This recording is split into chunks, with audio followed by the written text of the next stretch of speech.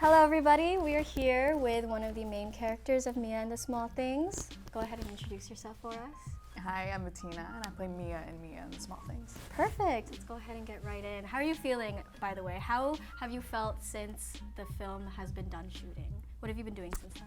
I've been doing some other acting. I've been working at the restaurant. I've been doing like a lot of music, actually. More music than acting, I think. But I honestly, I feel like this is common after I work on any project, like it's just a bunch of peace, and then as the thing gets closer to coming out, it's like nerves. It starts to build up right back again and you're like anticipating it? Yeah, which like nerves I don't think come in any other part of the process for me. But so it's like, I don't know, it's a weird. What do you think you're more nervous about? Because I remember at least there are a couple of emotional, maybe like intense scenes, you know? So I guess my question is, what should the listeners be expecting when seeing the movie and seeing some of those scenes? I think they should expect a lot of like heartwarming and heartbreaking scenes, just a lot of intense emotion throughout. And what was your thing before about being? Oh yeah, just some of the more intense or emotional scenes. Like, what do you think the listeners should be expecting when watching those? Do you think any of them are like tearjerkers at all, or? Can I out you for a second? Maybe. Can I don't know, depends on what you might say. No, maybe. I don't know if anyone else will cry, but I remember that when we were shooting one of the scenes, you were in the corner and you started tearing up, and I was like, ooh, that's the one. So maybe expect a little tear here and there. But I think for most of it, it's like, I think a somber tone, in like bits here and there, and it's very intense when it does get sad. But I think for the most part, it's pretty lighthearted. There's a lot of jokes in there, and it's like a sweet coming of age kind of movie. Yes. Yeah. I agree. Fun fact: I cried every single take. I just thought it was really good, really sad. Yeah. And so then about Mia herself, I mean, I'm sure it had to take some preparation, at least with Nani or Nav, like trying to understand her vision of who she wants Mia to be. So what connections can you make yourself to Mia?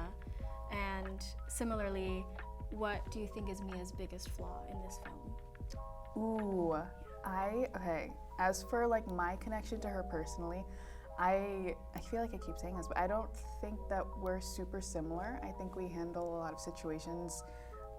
She handles them very differently than how I would. How so?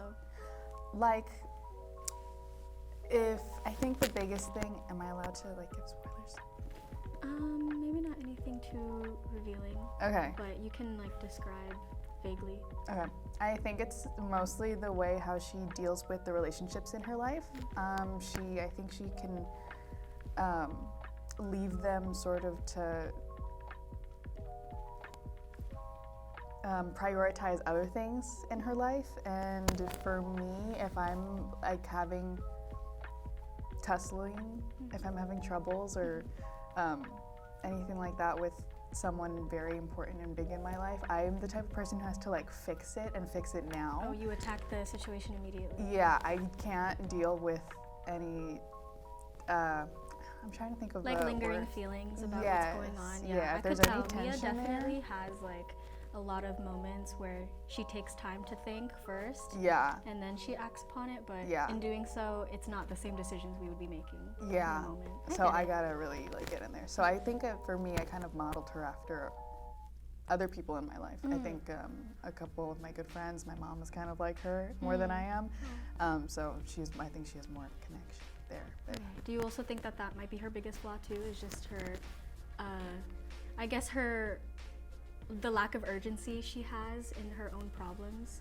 I think that's a big one. I'm trying to think if there's anything else there were a couple of things that bothered me here and there. Oh, really? Yeah, because when you play someone, obviously you have to try to see their point of view, and you have to fight for them, and you have to really see why they're doing what they're doing and believe that they're right and everything. Yeah. But there are definitely points here and there where you have to like, have some level of empathy for them, but when you're just so different from them, it's kind of like, oh, I wouldn't do that Yeah. whatsoever. I think it's a big thing she does is she lingers on her feelings a lot, and doesn't always take like the direct action sometimes. Whereas I don't feel like I wallow in I see. emotions. Yeah. I don't live in a lot of Regret. yeah. Okay. I also No, I love feel like that. she thinks a lot more. She thinks a lot more? Why don't you, what do you mean by Maybe that? like that. Maybe she is an overthinker, and I see. sometimes that can be not so great. But yeah, I think I don't do that too much in my life, but I mean, maybe overthinking might be yeah, that's the point of flaw. acting, though. You know, it's being able to replicate someone else's character and story for them, Yeah. and just like doing your best at that. And I think you did a great job. So Thank you. I couldn't tell that you found yourself to be different from her. Yeah, I low-key thank you. thought that was just like you being you, just I named got Mia. So that was cool. Yeah. So I guess this is not actually your first time acting. You have previous acting experience in theater, and you have previous acting experience on camera. But this is your first time being the lead of a film, correct? Yeah. Yeah. How does that feel? Is there anything in particular that surprised you about being the main, or I guess on this particular set of Mia and the Small Things? Because this production in of itself is pretty impressive for the resources and the staff that we have.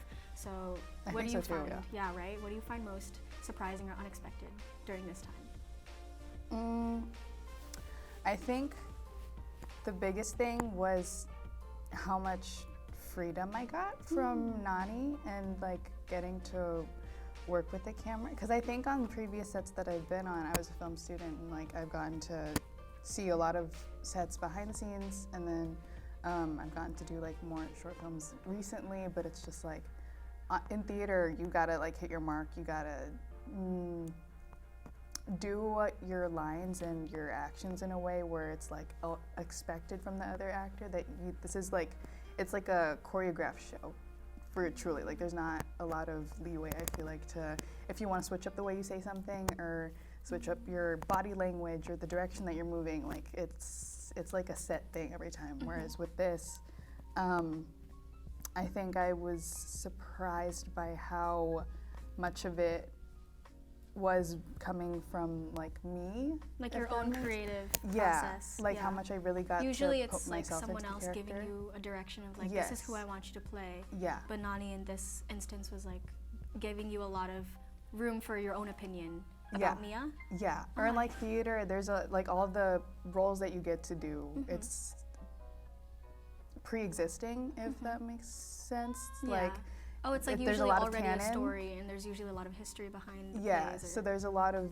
expectation as to what this character has to be, and then you kind of got to follow suit or not. But I feel like that's mostly like how a lot of that works. So it was very cool getting to build someone from scratch, and so that was a process that I didn't think that I was going to be good at. Or It- a part it of, surprised- really. Yeah.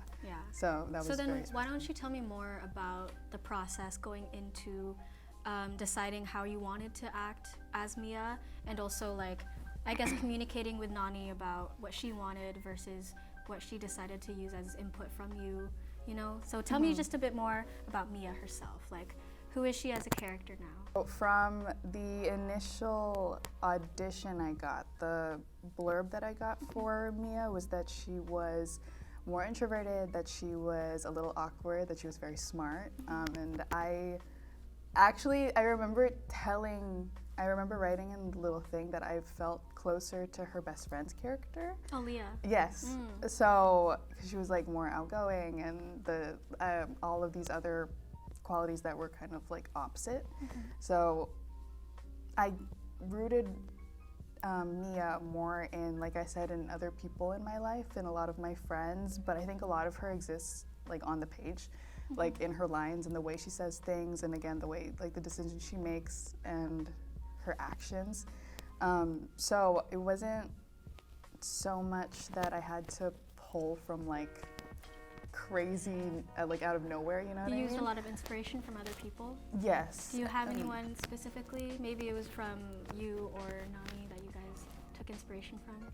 That's actually the other thing. Mostly my mom. Okay, Like I said, right, she's you very mentioned she was very similar to Mia. Yeah, and then I'm not saying it's like an autobiography or anything, but I think it helped a lot getting to really know Nani, because I think when writers write, because she wrote it, right?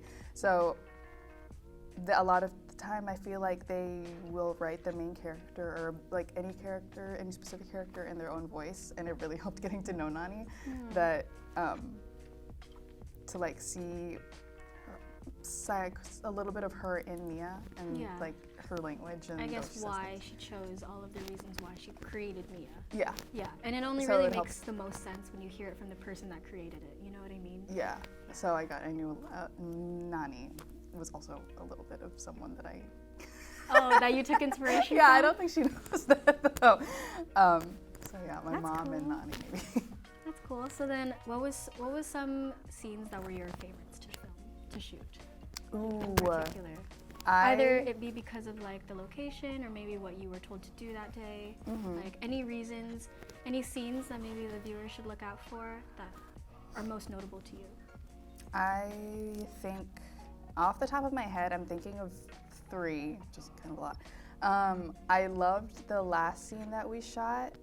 It's the way the movie ends, and we were on Hilltop Park for that in Long Beach, and I just thought it was I thought it was just really cute. I mean, it was a little annoying because like there were planes everywhere And children. and children everywhere, but I thought it was really cute because it was everyone's like last day together, and it was just a lot of like emotion and a lot of like coming to an end.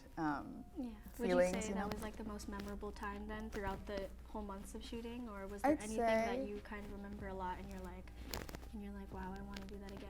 You know what I mean? I thought it was also really nice because everybody was there. So I'd say that's maybe one of the ones definitely that I'd want to do again.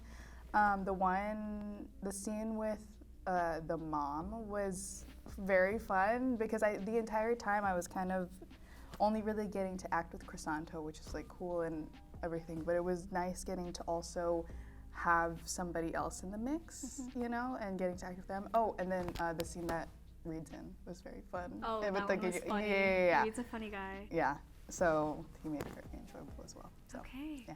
So then, lastly, what do you have advice for anyone? Because we're all kind of young now. We are just starting out, you know. But this is a lot of the people's on set's first time doing anything at all, including you. Even if you've done acting, you're still, again, first ever time being the main. So do you have any advice for people that have the aspirations to also be a main character somewhere? Maybe in their own life, but also just in their careers in film. Honestly, as cheesy as it sounds, seriously believe in yourself, because I didn't think anything was going to come of this when I sent in my audition tape. So it was just like, really believe anything can happen and almost be delusional about it. But yeah, just like remember to have some courage and that the possibilities are endless. That's so cheesy. It is cliche. Yeah. All But of the for real. words or all of the, what is it? It's like the truth is hidden behind the word cliche. Yes. Yes. So Mia and the Small Things is premiering on February 15th at Cal State Long Beach in the Horn Center. So make sure to come out and support.